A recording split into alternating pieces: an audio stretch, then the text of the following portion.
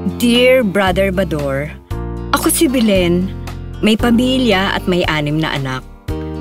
Dito sa San Jose del Monte, Bulacan kami pinadpad ng kapalaran.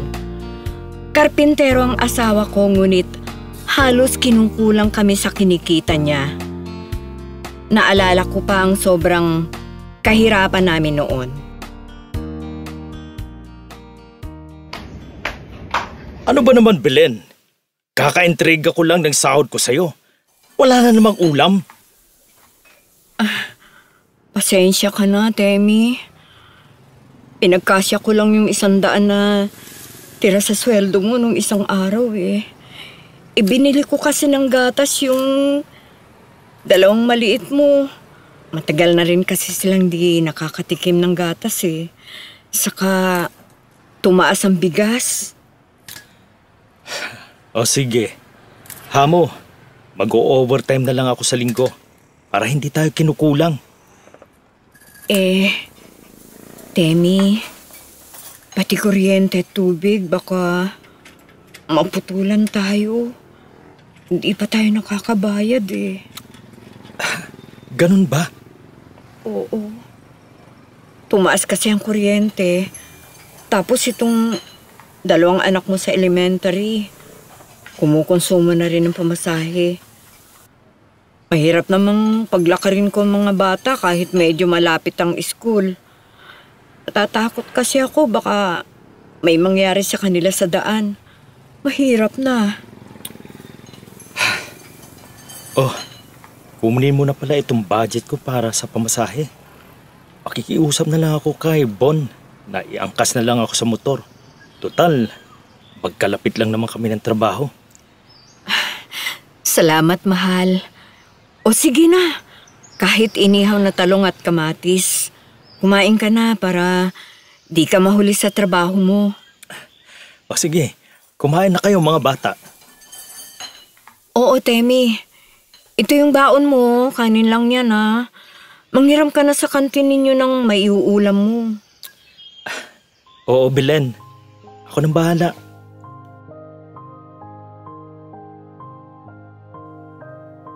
Maliliit pa mga anak ko.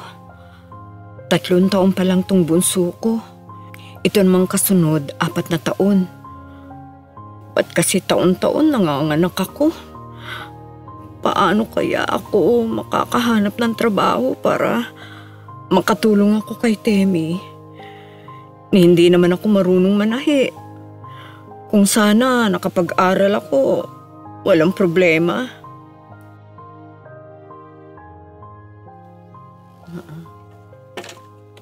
Nay, wala na po ba tayong tinapay? Gutom na po ako. Teka anak ha, ipagtitimpla kita ng gatas. Kawawa pati mga anak ko. Nakukulangan sila ng pagkain. O Diyos ko, ubos na pala ang gatas ni Tintin at ni Baby. Diyos ko, pati mga anak ko, nakakaharanas na ng gutom.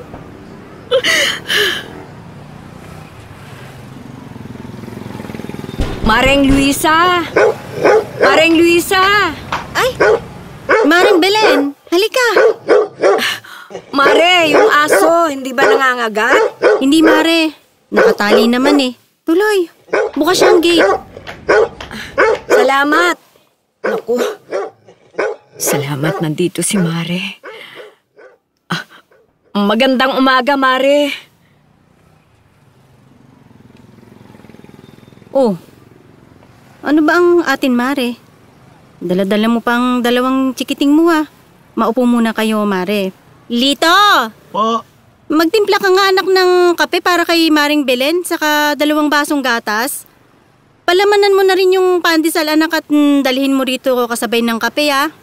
Opo, Nay. Nag-aaral na pala yung inaanak ko ano? Oo, Mare. 8 years old na kasi. Nakakahiyaman, Mare, kasi ang aga nandito ako para mangutang. Dala ko pa mga ito kasi walang mapag-iwanan. Nasa school pa kasi yung ibang mga anak ko. Okay lang yan, Mare. Magkano ba hihiramin mo, Mare? Manghiram sana ako kahit 500 lang. Hindi pa kasi sumasahod si pare mo eh. Yun kasing nagpapatrabaho, mahigpit sa pera. Ayaw magpabali. Sige, Mare. Nandito pa naman sa akin yung pambayad ng mga bill sa susunod na buwan. Okay lang, sa susunod na buwan ko pa naman yan kailangan. Naku, maraming salamat Mare ha. Alam mo namang ikaw lang ang natatakbuhan ko. Eto na po. Dito mo ipatong sa mesita, anak. Dito sa may tabi ni Mare. O dahan-dahan na baka dumausdos yung tray. Aba, magbibinata na pala itong panganay mo Mare. Ay oo, Mare. Malapit na ring magkolehiyo yan, Mare. Buti ka pa nga Mare. Hindi ka gaanong hirap sa buhay. Anong pangalan nitong isa, Mare? Ay, si Tintin yan Mare. Halika, Tintin. Paiinumin kita ng milk. Salamat po, ang bait niyo po. Marunong ka nang mag-thank you. Sabi po ni nanay, pag daw may nagbibigay ng kahit ano, mag-thank you daw po. Very good. Marunong ka nang uminom ng gatas na mag-isa at walang tapon. Opo. Marunong na yan Mare. Sige pala, Tintin. Ubusin mo yung gatas, ha? Opo. Sandali, Mare. Kukunin ko lang yung pera. Nanay, ubus ko na po.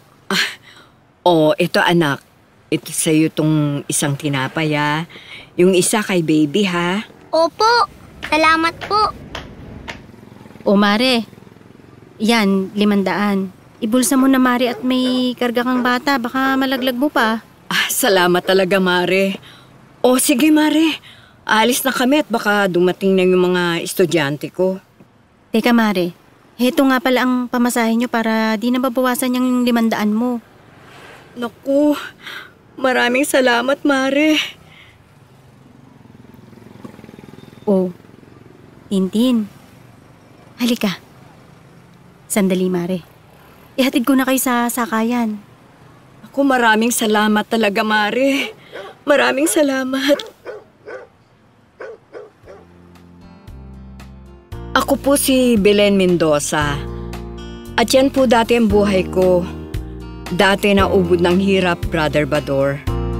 Tad-tad po kami dati ng utang pero dahil po sa tulong ng Marimar Cares Incorporated ay nabigyan po kami ng pagkakataong guminhawa ang buhay dahil sa puhunan na ipinagkaloob nila sa pamilya ko. Naging maalwan po ang buhay naming mag-anak. Maraming salamat, Marimar Cares. Sana po ay lumago pa po kayo para marami pa po kayong matulungan at sana po marami pong sumuporta at tumulong sa inyo. Maraming salamat po sa tulong ninyo sa tulad naming mahihirap. God bless po, Marimar Cares Incorporated. Mapagpalang araw sa ating lahat. Kumusta?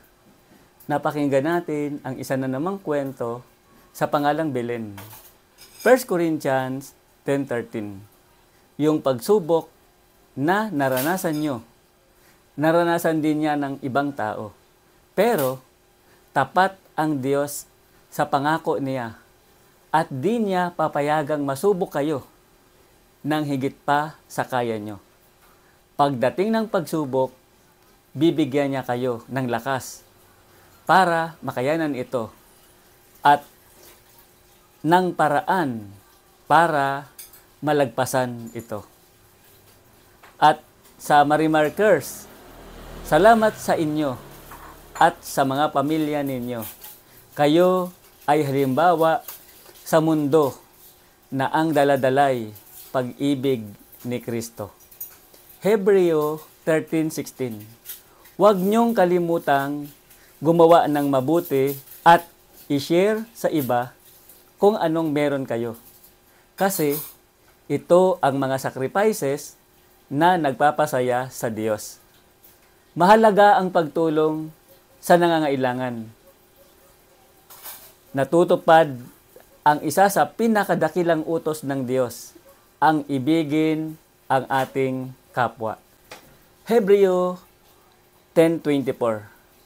Maging concerned tayo sa iba at i-encourage natin ang isa't isa na magmahal at gumawa ng mabuti sa lahat ng sumusuporta at nag-aambag para maisakatuparan ang pagtulong sa kapwa. Ayon sa Diyos, ang ganitong activity, ang ganitong gawain ay mahalaga. Kawikaan 19:17. Parang pagpapautang kay Yahweh ang pagtulong sa mahirap. At pagdating ng panahon, si Yahweh ang magbabayad. Kawikaan 11:24 hanggang 25. Ang taong mapagbigay ay lalong yumayaman, ngunit naghihirap ang tikom na mga kamay. Ang taong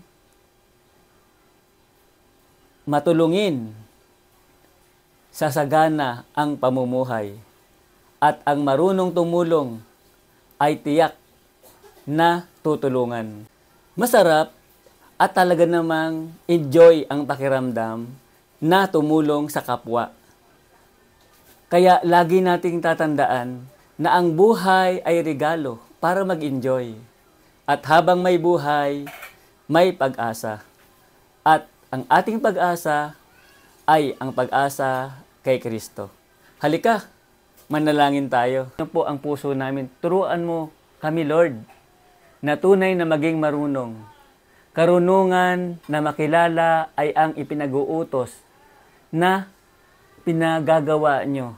Tanggapin ang kalayaan, maging mapagpatawad, maging makadiyos, maging malinis. Nawa ang pagpapala ng Panginoon lalo pang sumagana.